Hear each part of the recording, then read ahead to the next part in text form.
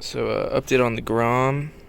I got some aftermarket running lights slash blinkers. These two. And these two. So, they're pretty cool. I like them a lot better because this integrated one just wasn't bright enough during night. During the day. So, let's go ahead and start her up. Come on. There she is. So, when the brights are on, they turn off. When the brights are off, go ahead and turn the running lights on. That actually came out really nice. Go ahead and do left blinker, right blinker. Came out way nicer than this integrated tail light too. And they also have a second function as being a brake light when your lights are off. And when your lights are on, they're a running light. As you can see.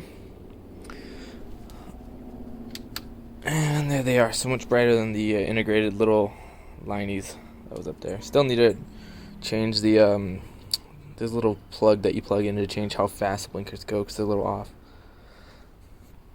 But yeah, she's coming along. She's looking real nice now. Also was able to flip this tail or fender delete. It is facing the right way now. It's just if you put it in a new aftermarket tail light, there's a clearance issue, so they don't exactly fit. They would, just this tail light's bigger than the original one because it doesn't scoot all the way inside. But yeah, she's coming pretty good. She's running real nice now too. She's not as cold as it is at night, so I think she should start up real quick for us. Yeah. Looks like I need to tighten that a little bit.